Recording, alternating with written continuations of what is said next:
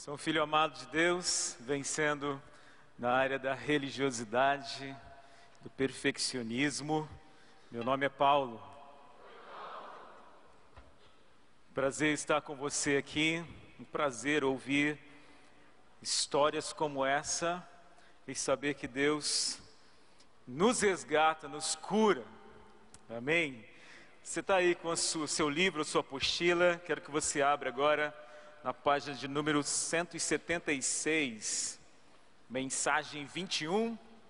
Nós vamos falar hoje sobre a religiosidade, vencendo a religiosidade.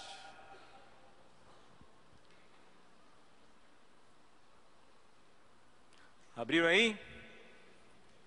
Esse é um tema muito profundo, importante. O conteúdo está muito bem explicado e tem bastante conteúdo, então eu quero que você acompanhe a leitura comigo, porque a gente vai passar isso de uma maneira geral, mas é importante que você preste atenção. Se você está com a sua apostila ou com a sua caneta, vai aí acompanhando a leitura e grifando, tá bom? E se você não está com a sua apostila aí, você pode prestar bem atenção. Eu vou também ler e explicar conforme o Senhor for nos dando também discernimento e sabedoria aqui. Vencendo a religiosidade. João capítulo 12, versículos 42 e 43, diz assim: ainda assim, muitos líderes dos judeus creram nele, mas por causa dos fariseus não confessavam a sua fé, com medo de serem expulsos da sinagoga, pois preferiam a aprovação dos homens do que a aprovação de Deus. Deu para entender aí? Olha só que coisa. Jesus ali atuando, falando, ensinando, muitos creram, mas mesmo crendo, eles, por causa de religiosos e por causa de algumas pessoas, os fariseus, diz o texto, que eles não confessavam a sua fé por terem medo de serem expulsos da sinagoga. E porque também a aprovação dos homens era para eles mais importante do que a aprovação de Deus. Está aí algo que já vai te explicando o que significa a religiosidade. Às vezes a gente prefere mais a aprovação dos homens do que de Deus, e o nosso caminho vai se complicando por causa disso. Então, entendendo que somos filhos amados de Deus, estamos livres para viver sem a religiosidade que aprisiona e fere a nossa identidade. Nós precisamos de um relacionamento verdadeiro e único com Deus, um relacionamento com Jesus Cristo, um relacionamento com o Espírito Santo, mais do que um relacionamento com as regras da religião. Se você se relacionar mais com as regras da religião, você vai estar preso à religiosidade. E isso vai de alguma maneira te afastar do relacionamento, da intimidade que Deus tanto quer ter com você, como um filho e uma filha amada dele. Vamos entender então o que significa a religiosidade. O termo religião vem do latim religare e tem o significado de religação, no sentido de religar o homem a Deus, ligado a rituais e práticas para restabelecer a conexão com o divino. A religiosidade é a qualidade do que é religioso. Atribuímos esse termo à postura que busca diminuir Deus, as limitações e compreensões propriamente humanas, fugindo de um verdadeiro relacionamento de liberdade e intimidade com Deus. A religião foi criada pelo homem e por isso é baseada em regras do entendimento humano e não divino. Acaba limitando Deus, colocando dentro de uma caixinha, entre aspas, mas o que a religião complica, Jesus simplifica. O que precisa ficar muito claro é que a religiosidade é uma espécie de máscara que as pessoas usam para esconder seu estilo de vida. Muitos religiosos se dizem pertencentes a uma igreja, oram, se vestem como alguém que é referência, mas no fundo mentem, têm problemas com pornografia, não cumprem sua palavra, maltratam, fazem fofocas e etc. É certo que os religiosos já existiam no tempo de Jesus e que existem até os dias de hoje. Os religiosos são aqueles extremamente apegados ao tradicionalismo, gerando orgulho, altivez e vaidade.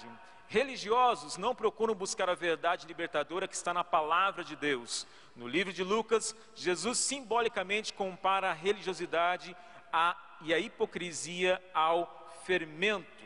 Vou ler esse texto para você, Lucas 12, versículo 1. Nesse meio tempo, tendo se juntado uma multidão de milhares de pessoas, ao ponto de se atropelarem umas às outras, Jesus começou a falar primeiramente aos seus discípulos, dizendo: tenham cuidado com o fermento dos fariseus, que é a hipocrisia. Pegaram aí?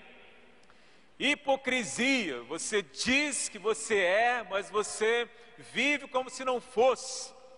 Não é? Nós temos um grande problema que às vezes nós vivemos como cristãos ateus.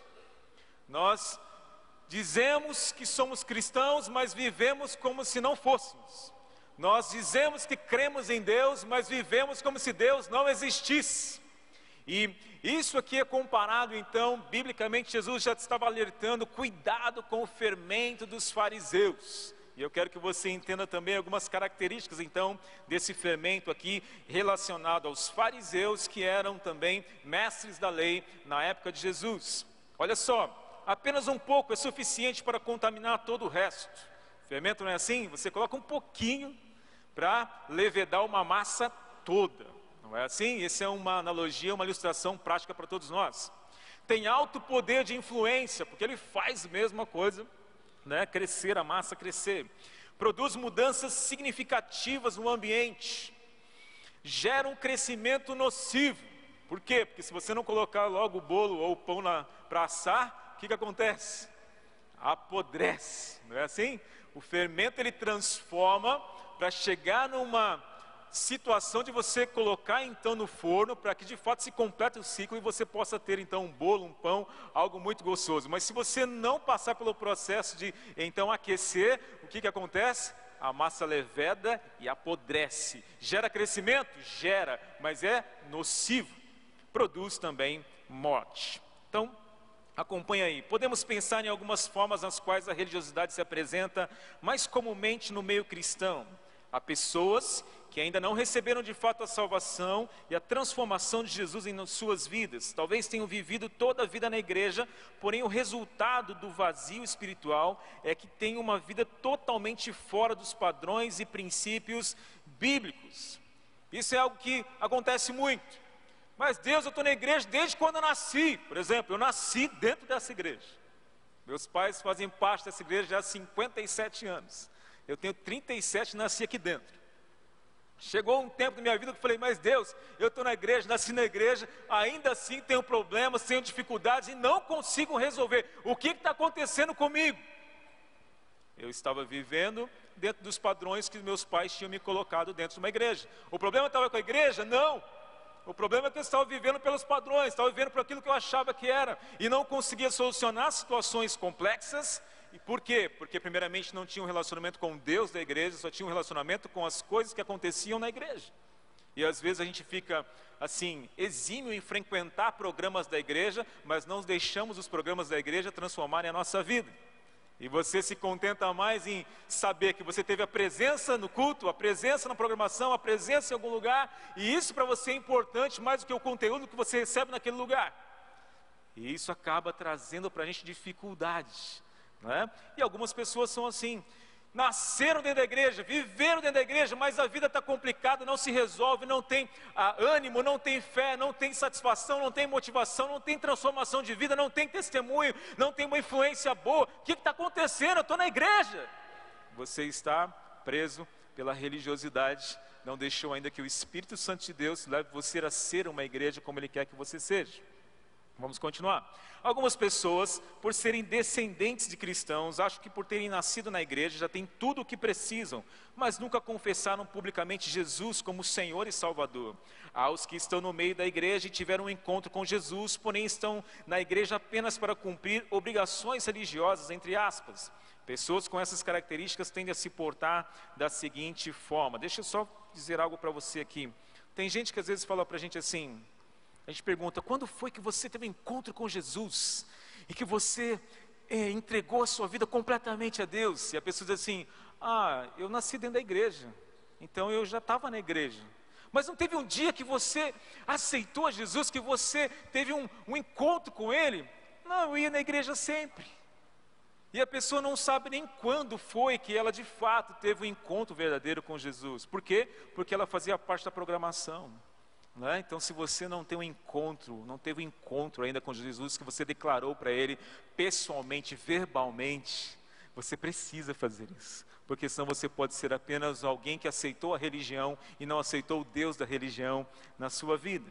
Então, dois tipos de religiosos dentro do ambiente da religiosidade: religiosos legalistas, pessoas legalistas e detalhistas que procuram cumprir as regras e tradições antigas sem questionar a sua real utilidade.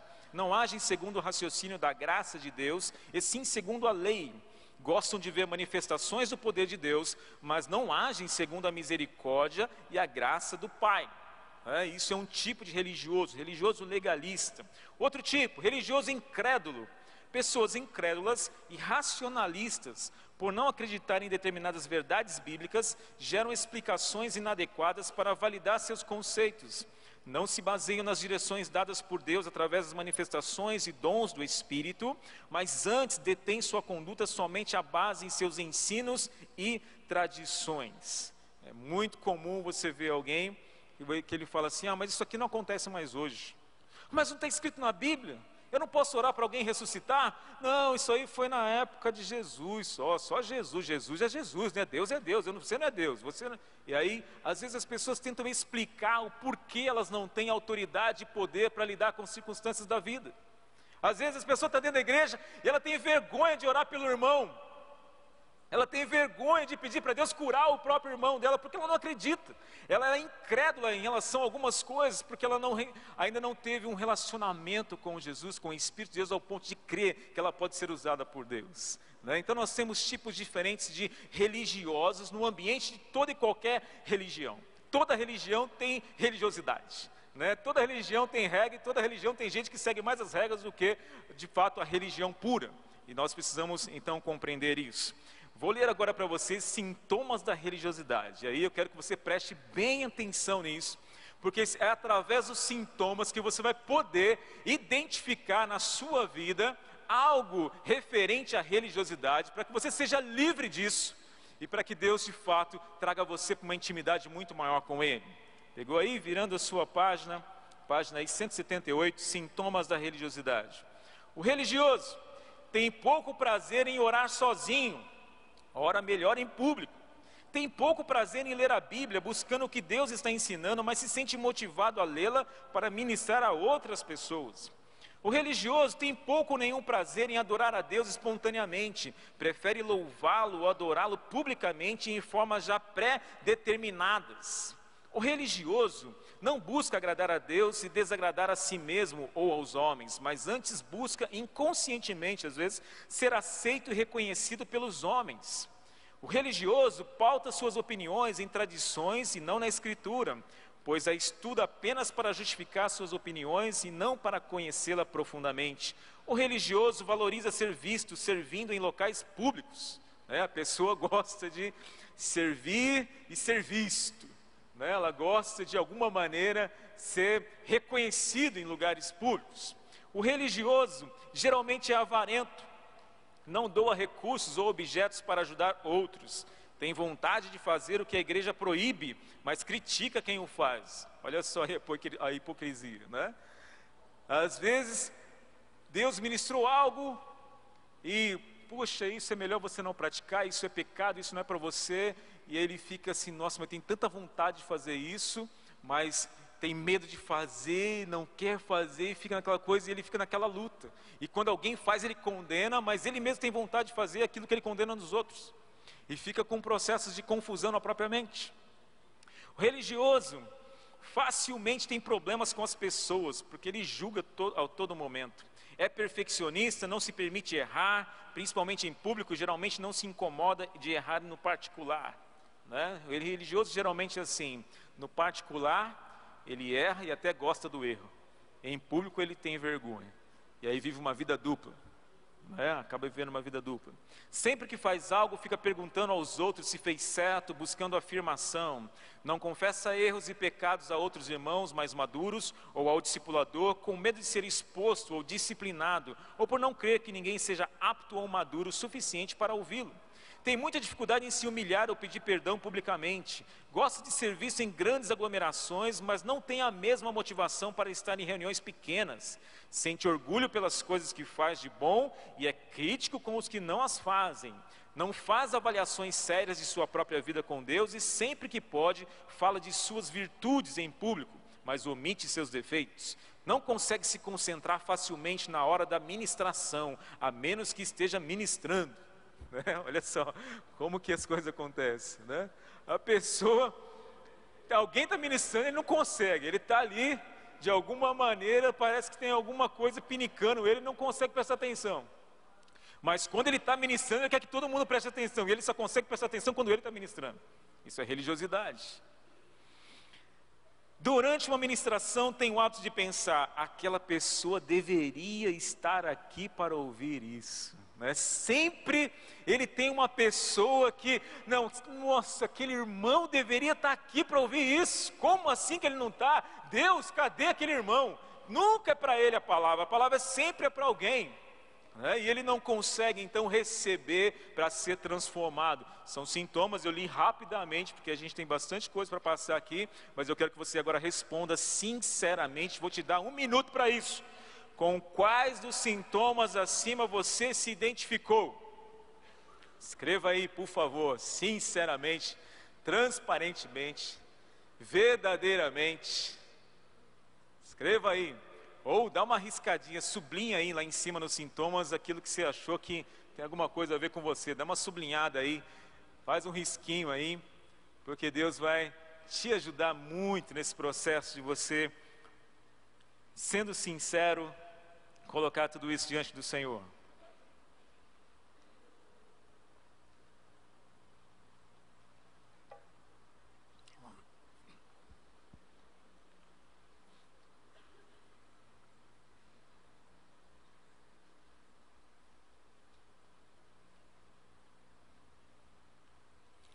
Não é muito fácil, né? Um religioso nessa hora, ele está lendo assim, com aquela leitura dinâmica. Fala, não, isso aqui não é comigo não, isso aqui não, pouca coisa, não preciso de 1 minuto para responder, isso aqui é facinho. O religioso tem medo de ser confrontado, ele não consegue admitir e de fato expor, né? É difícil, por isso que a gente tem um livrinho para você escrever. Se você está com muita dificuldade aí, está confrontando muito você em relação a isso, depois faça uma anotação para você orar, para que você volte nesses sintomas e Deus vai ministrar o teu coração. Terceiro, a religiosidade leva à condenação. Uma das coisas que é muito difícil é que a religiosidade, por ela se pautar em regras e não se pautar no amor e na graça de Deus, as regras fazem com que as pessoas queiram comparar e depois julgar condenar. Você vai perceber que na época de Jesus, quem foi que comparou, tentou pegar Jesus de surpresa, e quem foi que julgou e depois condenou e levou Jesus para a cruz? Quem foi? Os mestres da lei, os fariseus, os sacerdotes, aqueles que deveriam ser os primeiros a reconhecer que Jesus era o Filho de Deus, foram os primeiros a condená-lo e dizer, quem é você? Como assim você chega aqui dizendo que você perdoa pecado? Vamos crucificar. E eles crucificaram o próprio Filho de Deus. Deus mandou o próprio Filho para cumprir a lei, e os fariseus, através da lei, condenaram o Filho de Deus à morte. É meio assim difícil entender, mas foi isso que aconteceu. Foi isso que aconteceu. Aqueles que mais sabiam acerca das verdades bíblicas do Antigo Testamento, da lei, da Torá, eles usaram a lei para crucificar o Filho de Deus, aquele que veio para cumprir a lei. É uma incoerência muito grande. Isso é religiosidade, foi isso que aconteceu, porque a religiosidade leva à condenação. Então, 3 princípios para você aí, rapidamente. O julgamento não pertence a você. o julgamento não pertence a você. Mateus 7,2 diz: pois da mesma forma que julgarem, vocês serão julgados, e a medida que usarem também será usada para medir você. Há apenas um juízo que é definitivo e eterno, o juízo de Deus. Há apenas um único juiz. Eu e você não somos Deus e não somos juízes. A gente gosta de brincar de ser Deus, a gente gosta de brincar de ser juiz, a gente gosta de botar o dedo na cara, a gente gosta de comparar, a gente gosta de sentir melhor, maior, ou a gente fica muito mal quando a gente se sente menor, mas isso diz respeito à comparação e julgamento, isso não pertence a nós. O julgamento não pertence a você. Segundo, o controle não pertence a você. Mateus 7,21, nem todo que me diz Senhor, Senhor entrará no reino dos céus, mas aquele que faz a vontade de meu Pai que estás nos céus. A salvação é individual e precede termos a Jesus como Senhor e Salvador. Essa realidade nos faz lembrar de que não temos controle sobre nossas vidas e sobre a vida dos outros. Um dia tudo acabará e seremos colocados diante de Deus. Você não pode controlar as pessoas, você não pode dar salvação para as pessoas, a salvação é individual. Você decide diante de Deus se entregar a Deus. Às vezes as pessoas não ficam na igreja porque elas querem controlar a igreja, elas querem controlar as pessoas. Às vezes as pessoas não conseguem ficar na igreja porque elas se sentem manipuladas pelas pessoas na igreja, e é muito difícil isso. Tem gente que quer sair da igreja por causa das pessoas. E eu vou te dizer, se você quer sair da igreja por causa das pessoas, você não entrou por causa de Jesus. Você entrou por causa das pessoas. Não é? Você entrou para ser aceito pelas pessoas, e aí as pessoas não te aceitaram, você está saindo também porque você não foi aceito pelas pessoas. É que nem um grupinho. Não é? Então, para pensar nisso. Terceiro, a recompensa também não pertence a você. Mateus 6,5. E quando vocês orarem, não sejam como os hipócritas, eles gostam de ficar orando em pés nas sinagogas, nas esquinas, a fim de serem vistos pelos outros. Eu lhes asseguro que eles já receberam a sua plena recompensa. A recompensa não pertence a nós para que a demos a alguém, ela vem de Deus. Por isso, ao orar, o faça com uma boa consciência, com o coração puro, concentrado na palavra e na vontade de Deus. Amém? Bastante coisa, hein?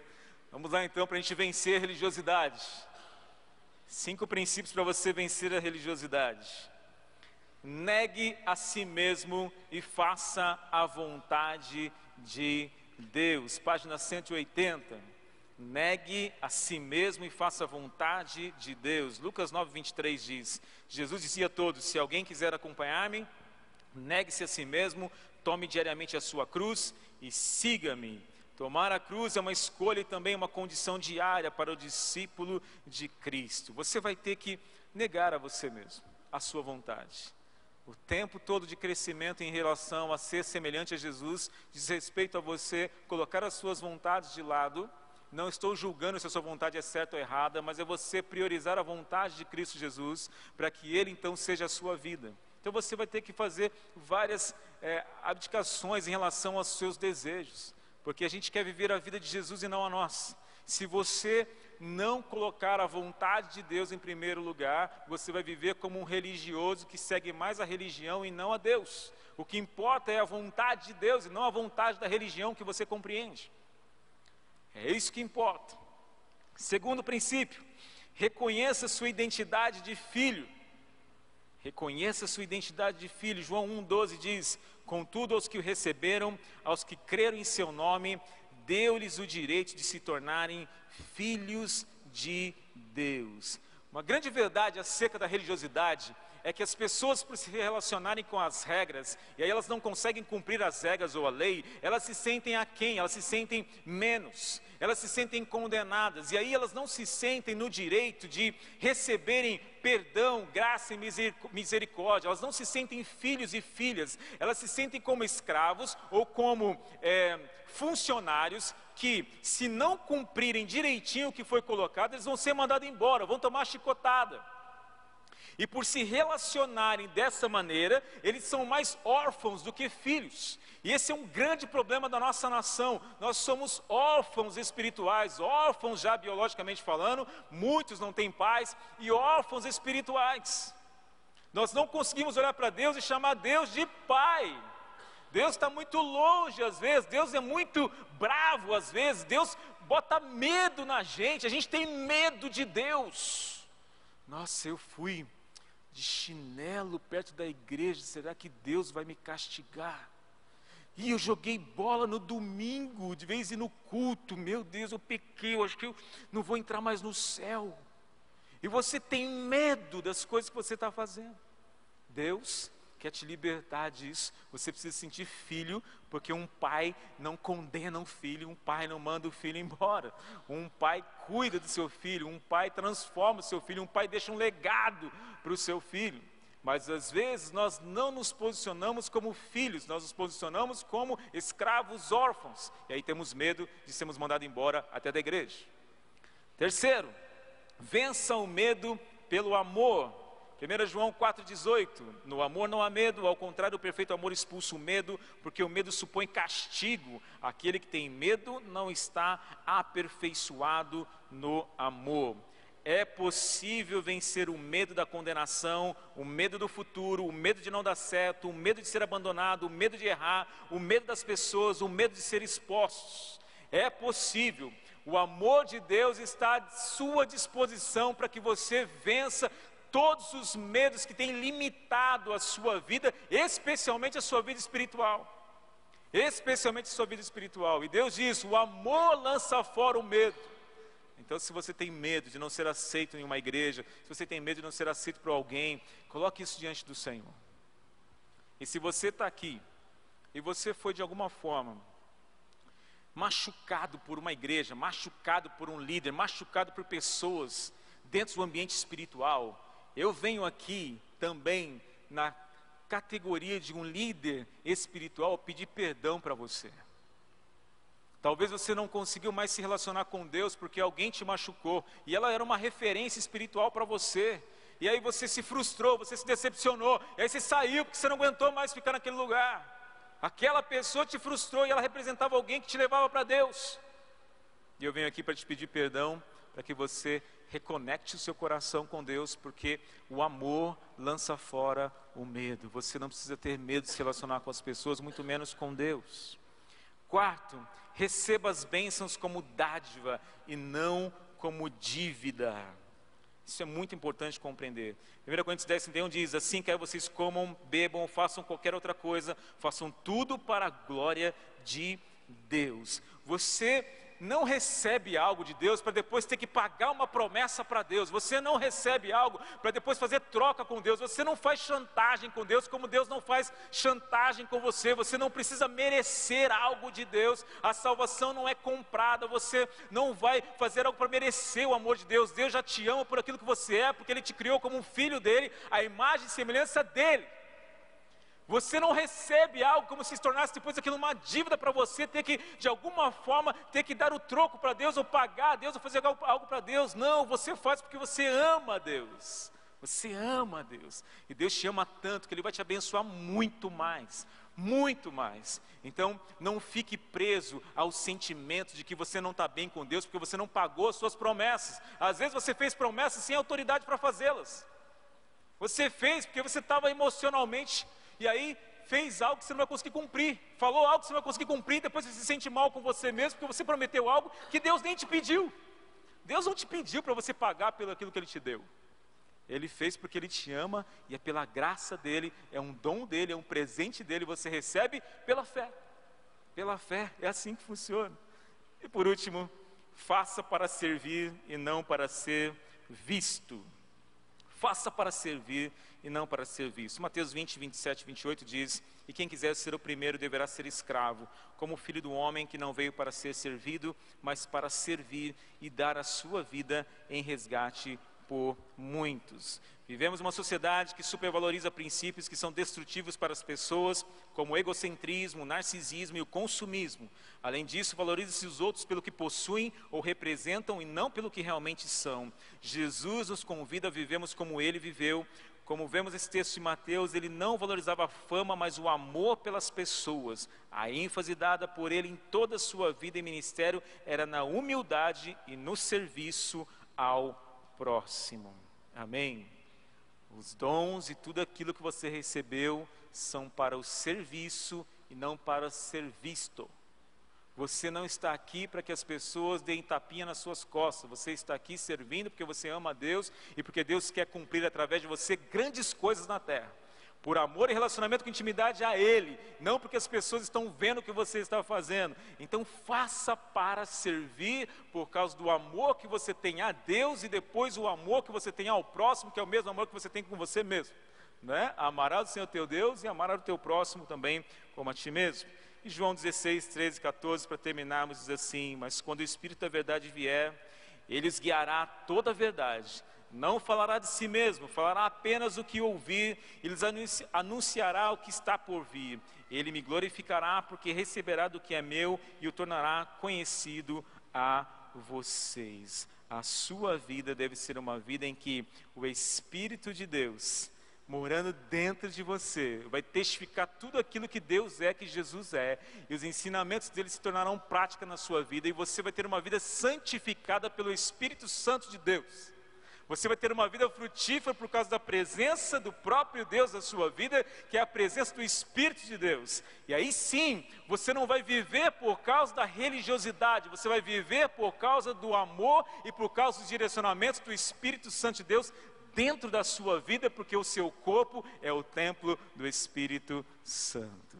Amém? Só o Espírito pode nos dar liberdade para vivermos uma espiritualidade baseada nos céus, no amor, na graça, no perdão e não no medo, na comparação ou no julgamento que muitas vezes nós sentimos ou fazemos dentro até do ambiente da própria igreja. Amém?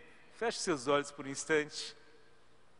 Talvez você esteja aqui e você nunca pensou que você estivesse se relacionando mais com a religião do que com o Deus da religião. E eu quero te convidar a você fazer uma entrega. Quero te convidar a você entregar a sua vida completamente a Jesus, porque viver por causa da religião é viver debaixo de condenação. Viver por causa de regras é ser condenado. E Jesus Cristo não veio para te condenar, Jesus Cristo veio para salvar você. Jesus Cristo foi até a cruz porque ama você, Ele morreu na cruz por mim e por você, para que você tivesse um relacionamento com Ele diretamente, não com as regras que os homens inventaram, para que você pudesse, enfim, conversar com Ele diretamente, não através de alguma coisa. E eu te convido nessa noite a você avaliar no teu coração